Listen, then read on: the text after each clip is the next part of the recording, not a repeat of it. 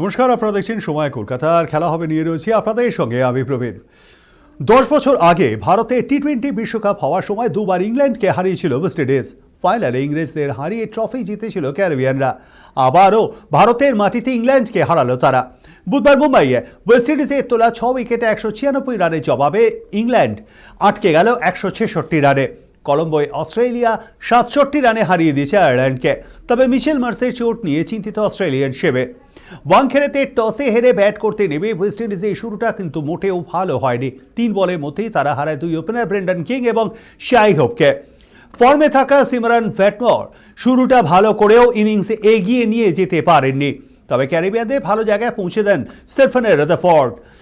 42 বলে 76 রানে অপরাজিত থেকে যান তিনি।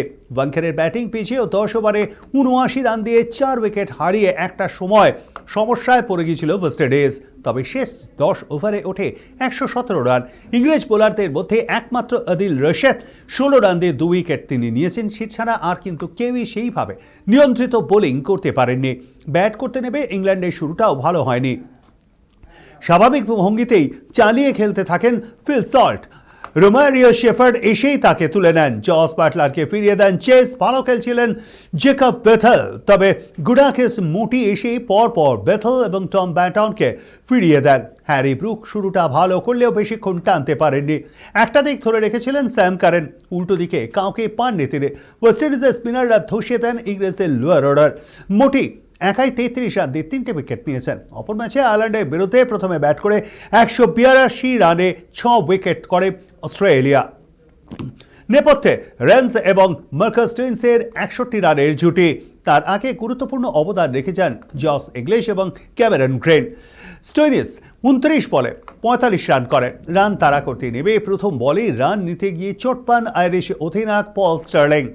তিনি আর ব্যাট করতে পারেননি। এরপর নেথান এলিসের 3 ধাক্কায় বেসামাল হয়ে পড়ে আয়ারল্যান্ড। রস অ্যাডিয়ার, কার্টিস ক্যাম্পফেল এবং বেঞ্জামিন কারিজকে তুলে নেন এলিস। মাঝের ওভারগুলিতে আয়ারল্যান্ডকে ধসিয়ে দেন অ্যাডাম জাম্পা। তিনি 23 রানে 4 উইকেট নেন। এলিস পেয়েছেন 12 রানে 4 উইকেট।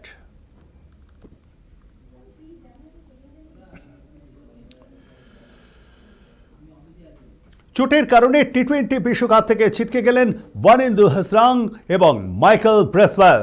ফলে প্রতিযোগিতার শুরুতেই সমস্যায় 2 দল। ইতিমধ্যেই হাসরাংয়ের পরিবর্তক ক্রিকেটার ঘোষণা করে দিয়েছে শ্রীলঙ্কার বোর্ড। কিন্তু ব্রেসওয়েলের বদলে এখনও পর্যন্ত কোনো ক্রিকেটারকে 15 জনের দলে নেয়নি নিউজিল্যান্ড। 2 রিজার্ভ ক্রিকেটারের কথা জানিয়েছে তারা। আইসিসিও 2 ক্রিকেটারের চোটের কথা জানিয়েছে। প্রথম ম্যাচে আয়ারল্যান্ডের বিরুদ্ধে বল করতে নেমে হ্যামস্ট্রিংয়ে চোট পেয়ে যান হাসরাং। আর সেই পরিস্থিতিতে বলও করেছিলেন তিনি, নিয়েছিলেন 3টে উইকেটও। কিন্তু তারপরে চোট পরীক্ষা করে চিকিৎসকরা জানিয়ে দেন বিশ্বকাপে আর খেলতে পারবে না হাসরাং। বিশ্বকাপের আগে ভারতের বিরুদ্ধে টি-20 সিরিজে পায়ের পেশিতে চোট পেয়েছিলেন ব্রেসওয়েল। সেই চোট থেকে সুস্থ হয়ে উঠেছিলেন তিনি, কিন্তু প্রস্তুতি ম্যাচে ফের চোট পান ব্রেসওয়েল। তার চোট খতিয়ে দেখেও চিকিৎসকরা ঝুঁকি নিতে চাননি। ফলে ব্রেসওয়েলকেও দল থেকে বাদ দেওয়া হয়েছে।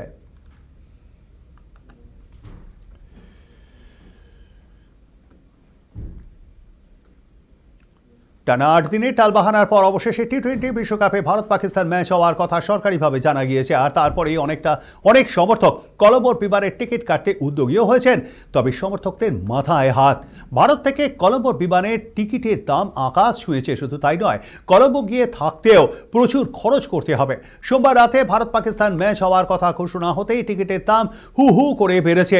এয়ার ইন্ডিয়ার দিল্লি থেকে কলম্বোর ননস্টপ বিমানের টিকিটের ভাড়া 1 লক্ষ ছুঁই। শ্রীলঙ্কা এয়ারলাইন্সের যে বিমান, তার ভাড়া প্রায় 1.5 লক্ষের কাছাকাছি পৌঁছে গিয়েছে। মুম্বাই থেকে কলম্বোর বিমান ভাড়া 40,000 পেরিয়ে গিয়েছে। সাধারণ সময় এই ভাড়া 3 গুণ কম থাকে। হোটেল ভাড়াও বেড়েছে লাফিয়ে। কলম্বোয় 14 ফেব্রুয়ারি বিলাসবহুল হোটেলের জন্য প্রতি রাতে ভাড়া গুনতে হবে 1 লক্ষ টাকা। সাধারণত এই ভাড়া ঘোরাফেরা করে 40 থেকে 50 হাজারের মধ্যে।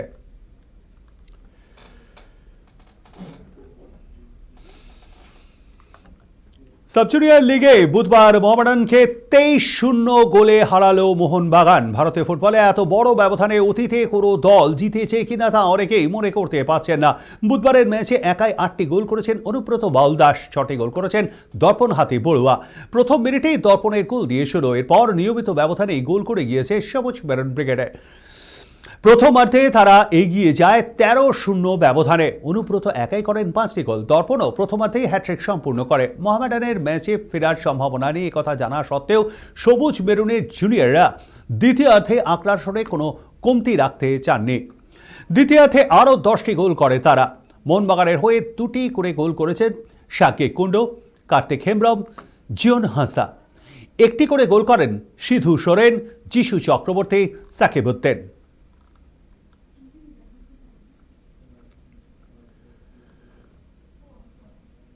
আগামী 5ই মার্চ অর্জুন তেন্ডুলকর এবং তাঁর বাগদত্তা সানিয়া চান্দকের বিয়ের অনুষ্ঠান শুরু হবে 3রা মার্চ থেকেই। ছেলের বিয়ে নিমন্ত্রণ শুরু করে দিলেন সচিন রমেশ তেন্ডুলকর।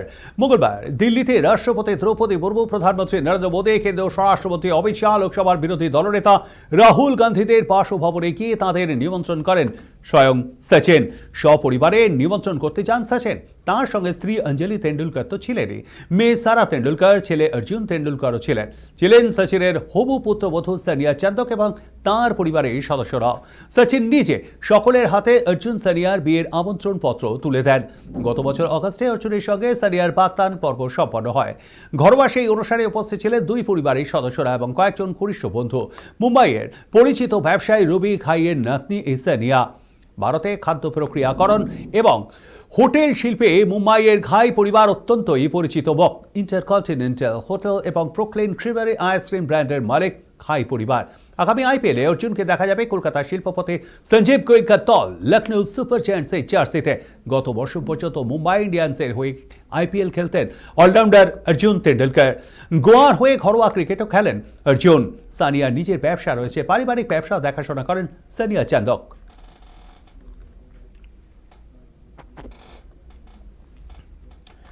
এখন এ পর্যন্তই। দেখতে থাকুন সময় কলকাতা। সময় বলবে সময়ের কথা। নমস্কার।